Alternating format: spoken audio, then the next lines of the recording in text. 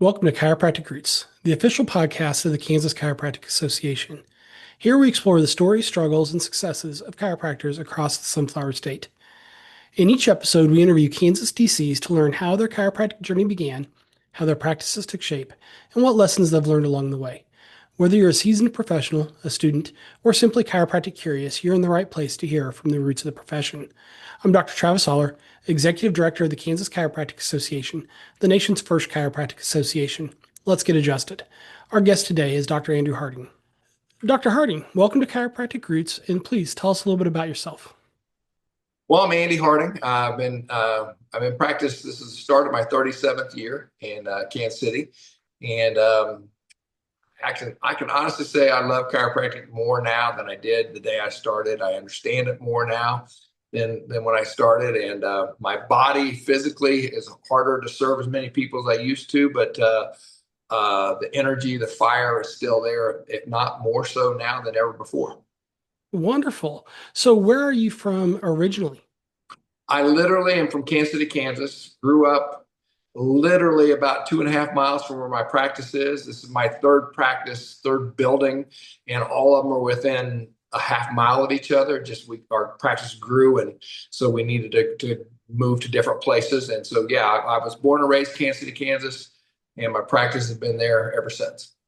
So, you set down roots and stayed essentially, huh? Yeah, exactly. So, what was your first experience with chiropractic?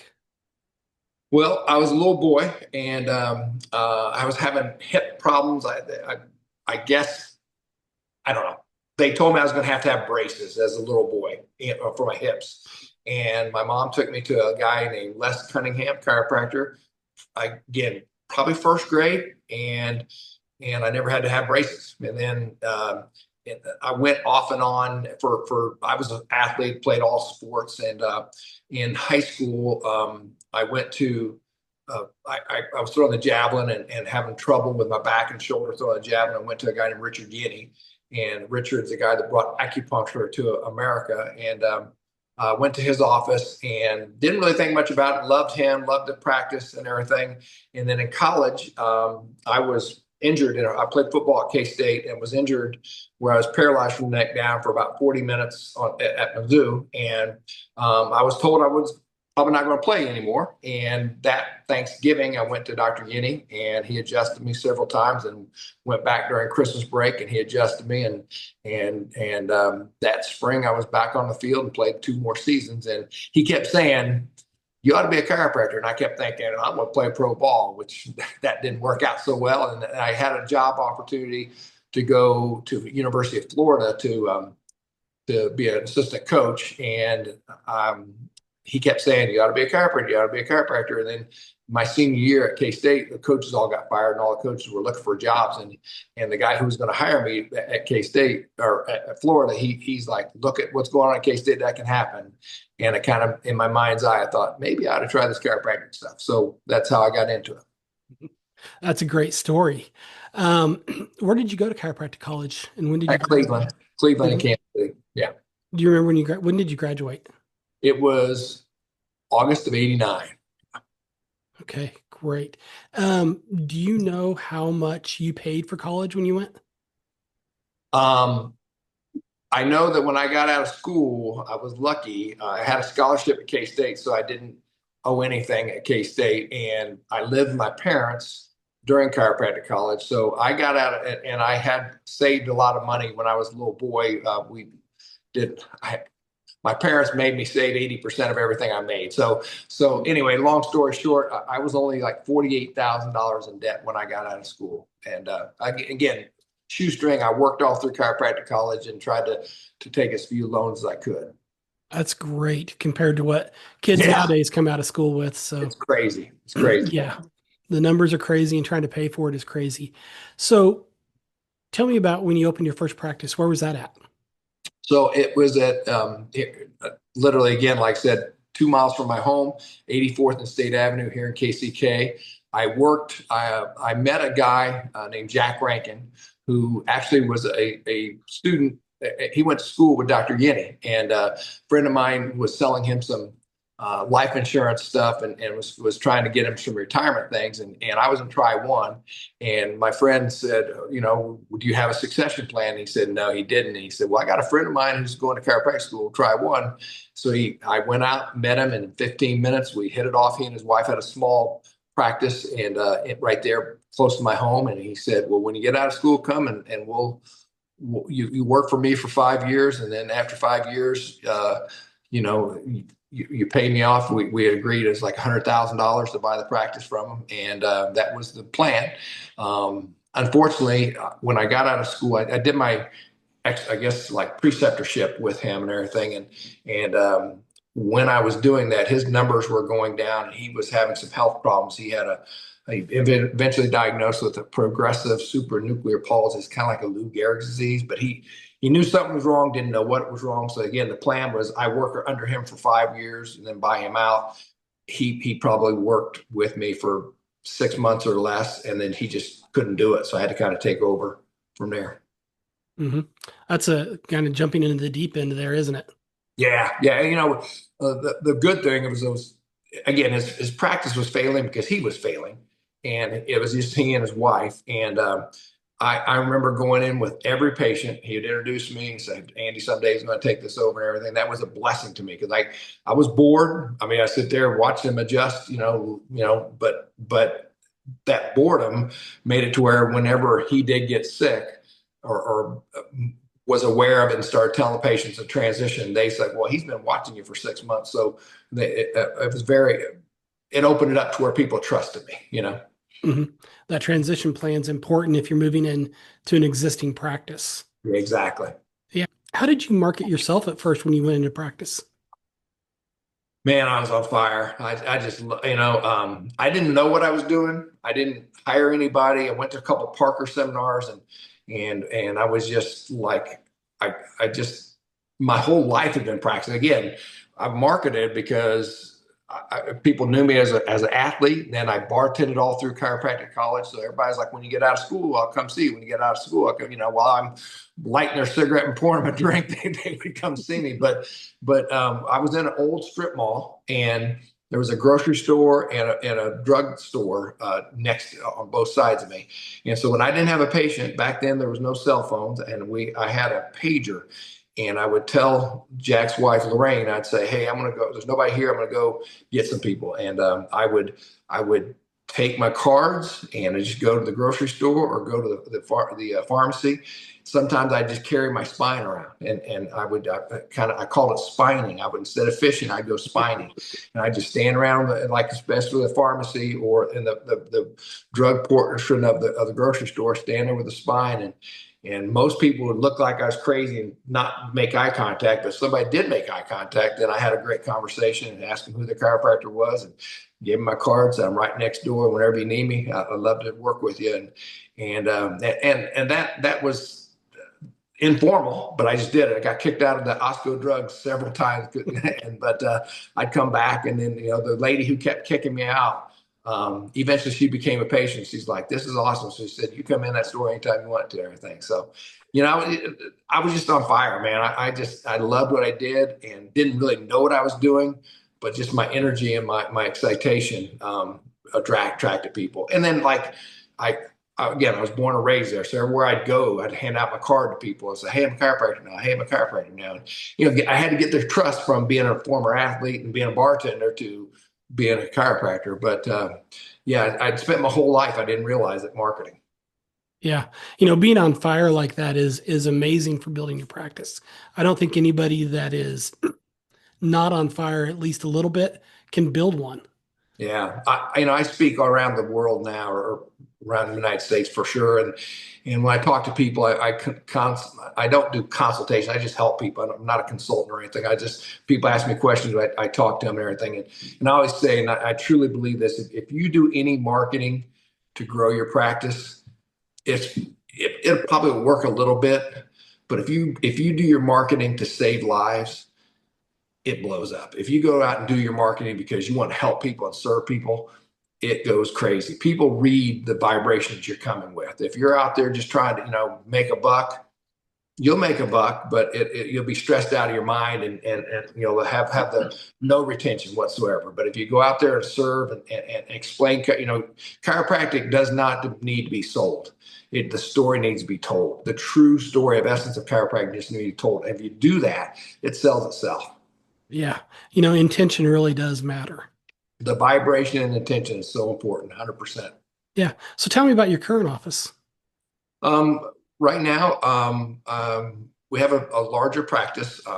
We're kind of in transitioning. I've got two new associates, two young associate doctors. I've had associate doctors going back to 1996 or 97. One of the docs worked with me for over 25 years. Unfortunately, he passed away about a little over a year ago now. He had some colorectal cancer. And so Scott Lowe worked with me for 20 some years. The highest, most associates ever had was three associates, but I've bounced around from one to two associates most of the past 25 years, 26 years. But yeah, so now we have two young docs. One of the docs is a guy named Tyler Rose, and he just graduated 2 years ago from Cleveland.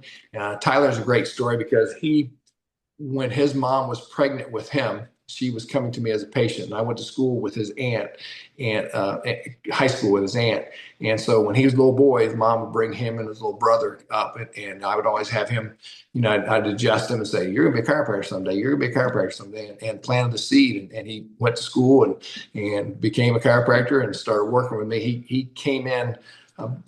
About while Scott was still alive, but very ill. And then we have another doctor who just started with us.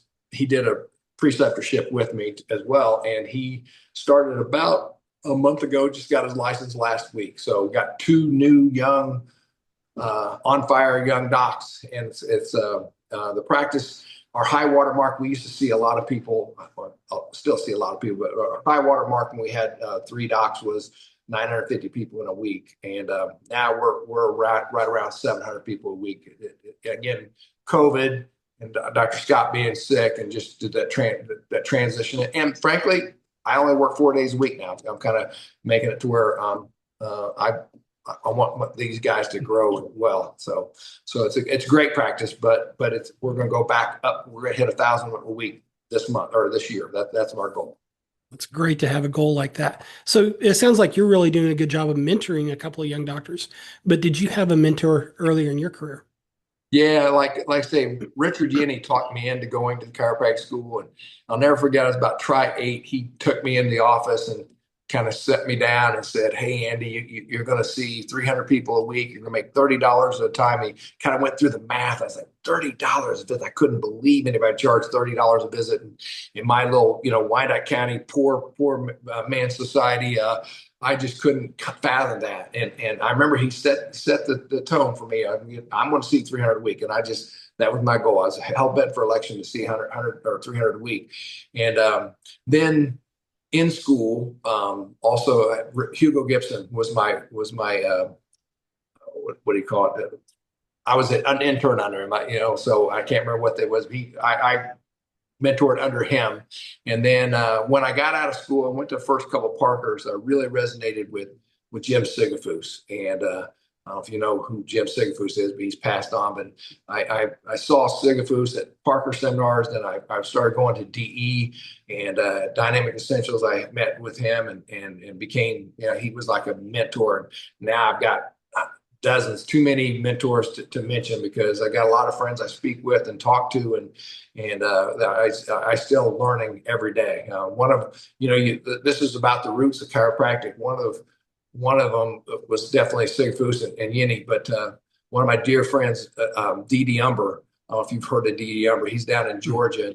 Dee was kind of like Dr. Sid Williams started DE, Dynamic Essential, and started Life College University or Life College.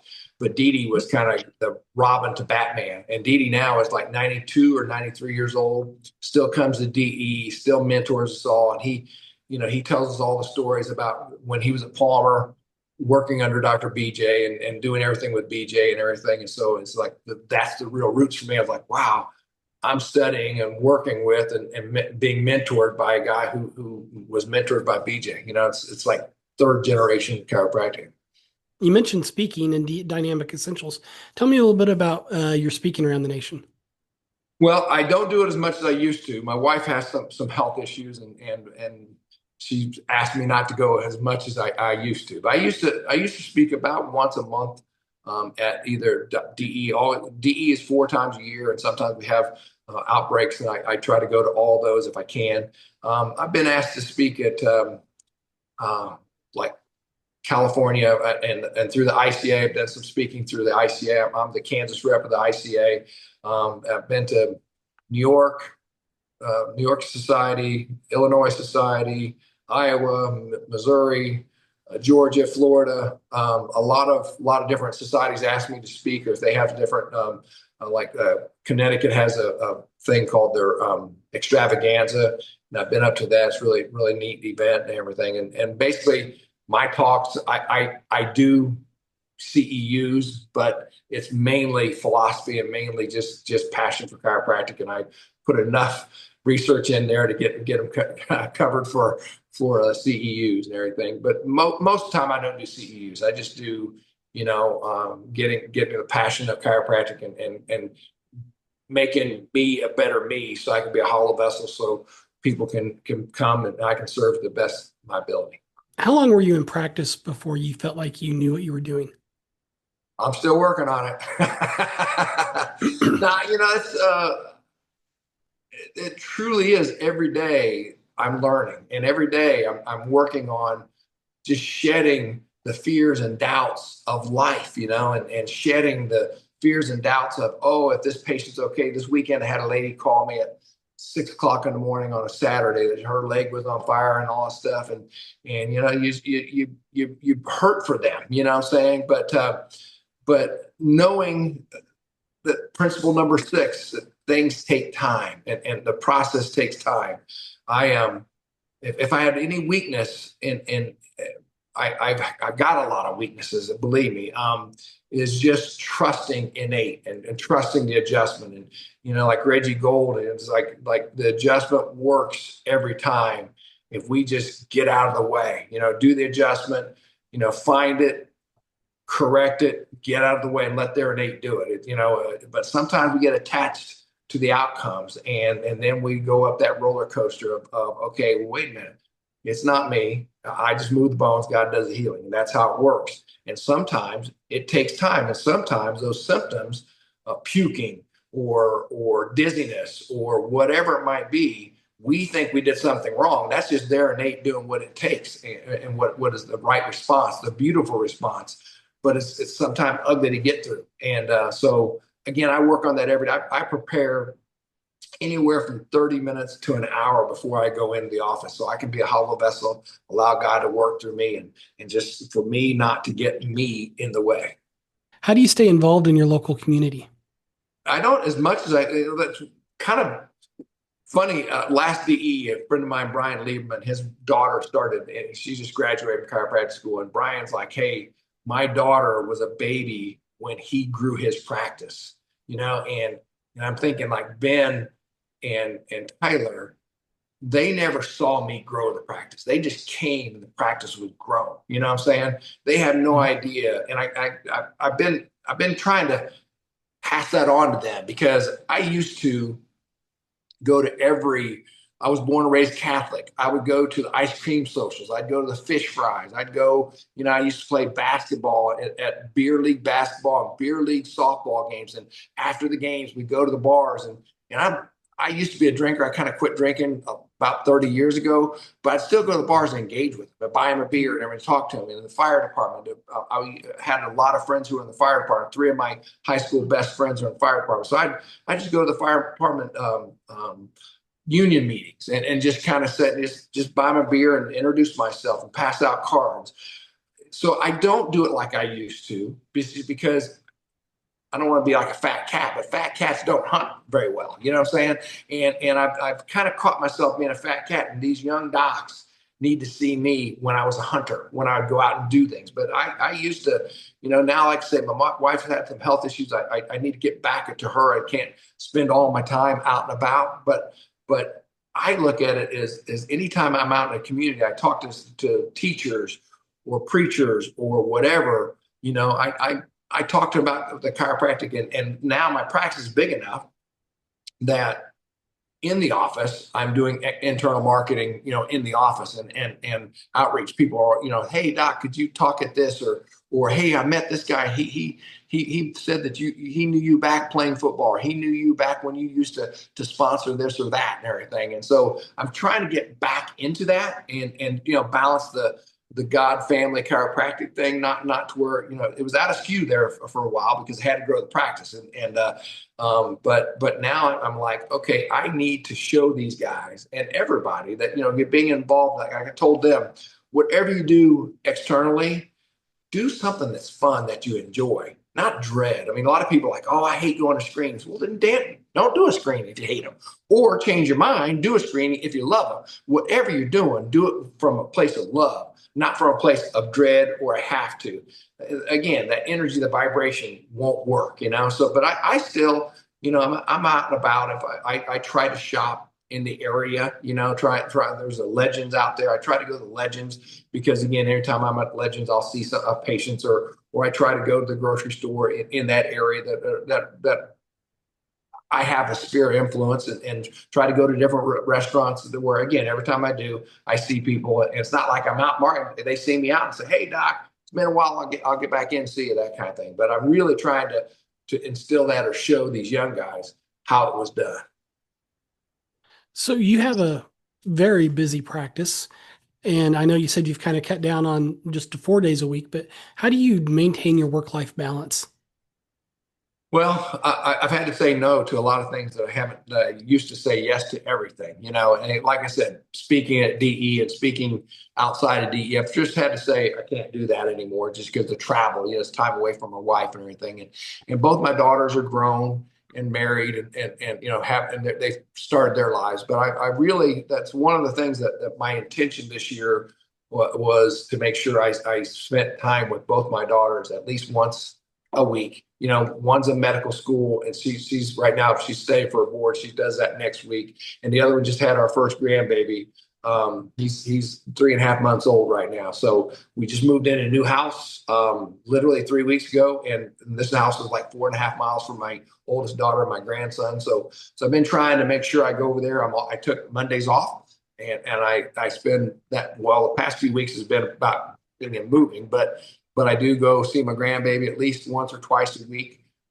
Spending a lot of time with my wife first thing in the morning. If she's up, we go through a spiritual time and affirmations, and we do a thing at DE. There's a thing called 49 breaths. I don't know if you ever heard of that, but Dr. Sid taught us all that. And that's a thing on the phone. Anybody can get joined in. If you want to reach out to me, I'll get you the number. And so it's 6 a.m. local and 8:45 a.m. There's a group of people get together, do these 49 breaths. It's like a breath work, and again, getting yourself hollow vesseled up. And then my wife and I spend time every morning. This beautiful home we have overlooking the lake, and we take time to meditate and do affirmation together, and just kind of check in on a daily basis that we weren't doing when I was busy and running around chasing the kids and everything, but we're doing it now quite a bit. That's great. Um, Moving on to the next set of questions, where do you think or hope chiropractic will go in the future? Well, I'm worried. I'm really worried. I'm not sure. I'm sure you're aware of it.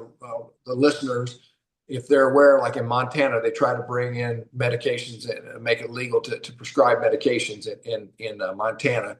And again, I don't want to piss anybody off on this thing, but chiropractic started as detection and correction of subluxation only, and that BJ had the sacred trust. He asked us to guard it well. And that's really why I'm in the ICA and why I've been vigilant in the ICA, because I think a lot of people, we have a broad scope in Kansas that we can do a lot of things. And that's okay. I have no problem with that. But I think people are trying to reach too far. The third leading cause of death in the United States right now is adverse reactions to medication. We do not need us or any of our colleagues to be prescribing medication. There's enough people killing people with drugs. So I am concerned about the future. But then again, when I go to DE and I see 30 to 50 students that are on fire, way more on fire than I was, that are all about, giving, love, and serving out of their own abundance with no expectation return and doing it with straight principle chiropractic. I know the future can be bright. We just got to make sure that we keep it as pure as possible. Again, I'm the worst person is a former smoker to talk about smoking. I used to be the biggest quote unquote mixer there was. And about 15 years ago, changed the transition my practice to a straight principle chiropractic. And I tell you what, the more philosophically based and the more I use the term subluxation and innate with the patients, the higher the numbers grow and the more consistent the patient follow-up is. So yes, I'm concerned because of the political side, but then again, I'm excited because I don't know if you know who Eddie Cordero is, but Eddie Cordero was the principal, the president of Sherman College, and he's a good friend of mine from DE. Had a practice. He was rocking like 200 patients a week in Lantana, Florida, and just left his practice to go to Sherman. And when he didn't know this, but they were going to shut Sherman down in a year because they were failing. And within 2 or 3 years, they tripled their numbers. And he retired from that, and now he's the CEO of the ICA. And I know with Eddie's leadership and the ICA's leadership, we're back on the right track and fighting the fights that need to be fought, not only in Montana, but New Mexico's had troubles, and in Australia and Japan, there's a lot of fights going on. So the future of chiropractic can be what we create it to be. And I think we got the right people on board. I'm excited about the future because we have the right people to again, protect the sacred trust. So, what advice would you give to either a new graduate or a student just getting ready to graduate? A lot. A lot. Number one, if you're doing anything, you just got to trust. You just got to let go and let God. And when you got $300,000 in debt, I get it. And it's easy to get caught, chasing the money, doing this for the money or doing that for the money. But if you can just simply trust chiropractic and tell the story, the true essence of what chiropractic is, and come from a place of love and come from a give with reckless abandon, and the more I get out, I can't outgive the giver, right? And if I go out and give, love, and serve and talk to people and explain the story of what chiropractic is, your practice will grow. And sometimes and again, I was guilty. I went out and did too many things and got shiny. And honestly, I went through a massive insurance audit back in like 2000, between 2001 and 2004. And I thought it was the worst thing in my practice. And it was stressed out by crazy. But what I found later was it was the biggest blessing because it got me back to the roots of what I do. And so if you're a young doc, reckless abandon, go out and give, love, and serve, talk to people, and again, you don't have to, yes, it's great to go set up screenings, but it's more important just to reach out and grab somebody's hand and explain what you do and let them know, ask them who their best line you can do. Who's your chiropractor? Oh, I don't have one. Well, here's what we do. Who's your chiropractor? Oh, it's Dr. Travis. Hey, he's great. When's the last time you saw him? Oh, it's been about 3 years. You know what? Here's my card. You go back to Dr. Travis and you tell him I said to get in and get checked because your body needs it. And again, if the young docs can do that, and remember the research that it takes like 14 weeks of multiple adjustments a week for your body to model and remodel. So I think as a young doc, we're afraid to tell people long-term chiropractic, and we're afraid to tell them they need to be checked for subluxation the rest of their life. They're afraid they're going to be sold in a smell cell.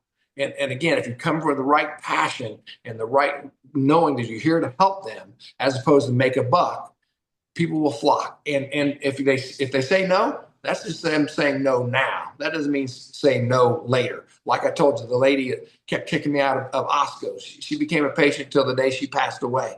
Being told, I think a lot of us have thin skin. And if somebody says, no, I'm afraid to go out and hand my card again because somebody told me I shouldn't do that or whatever, just go out, give love and serve, reckless abandon, bang the gong. There's so many people who need what we have and don't even know what we have because they're like, well, what is chiropractic? Is it lasers? Is it, I don't even know all the new technology, there's all these things.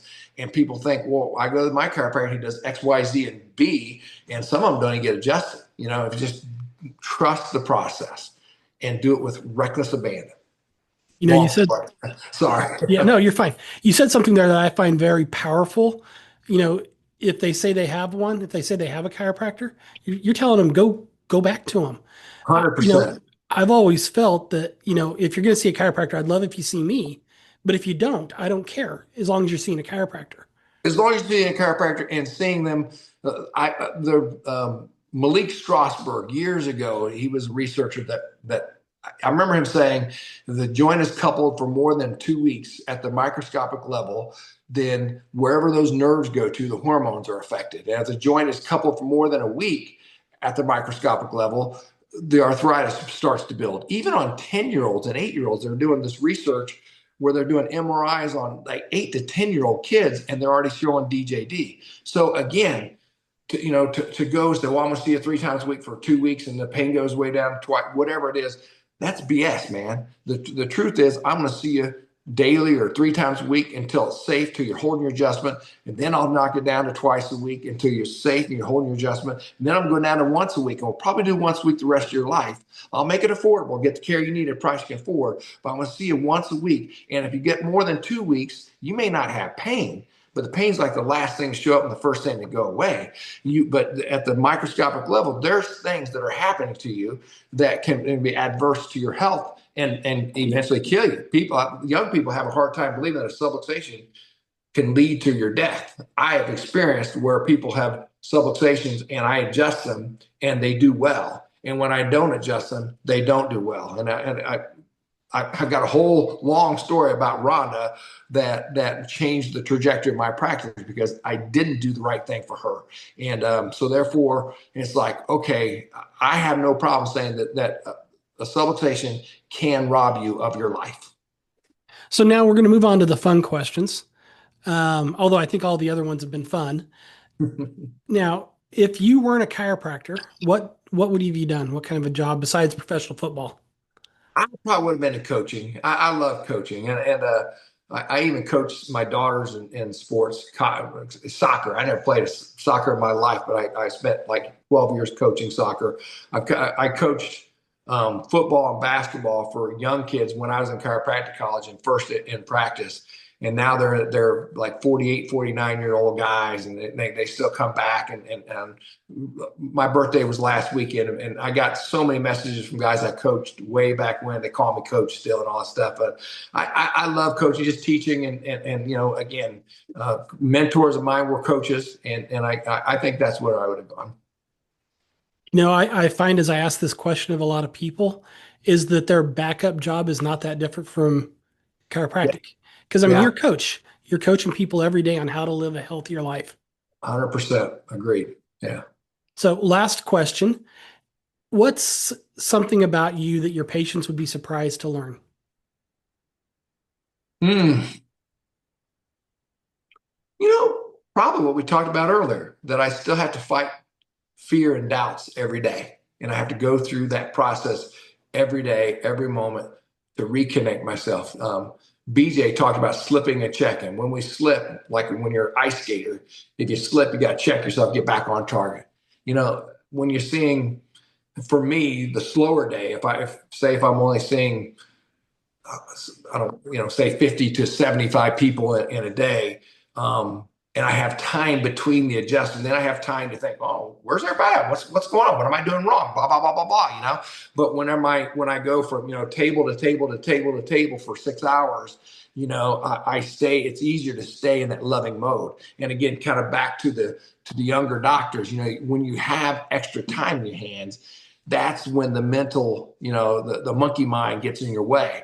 And so I think for my patients, because they, especially like on a Friday and Thursday when I may see, 100, people in a 6 hour, 5 hour session, they're like, well, I can't believe he would be unconfident. Well, they don't see me when I can't sleep at night or when I'm trying to get myself ready before I come in. So I think maybe that's it. That there's still doubt and fear like all of us have. Yeah. They call it imposter syndrome now. When I was in school, they said fake it till you make it.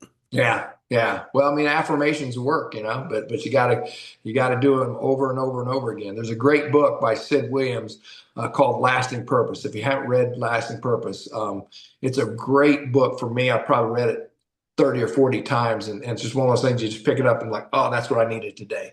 But he talks so much about like, you say, I can, I will, I must, I can, I will, I must, whatever it is, right? But eventually, you'll never get to that level until you can truly believe that I am prosperous. I am whatever success is to you. I don't care what that is. I can, I will, I must until I trust that I am. Does that make sense? That makes perfect sense. So, Dr. Harding, thank you for joining us today on Chiropractic Roots. Is there anything else you'd like to add?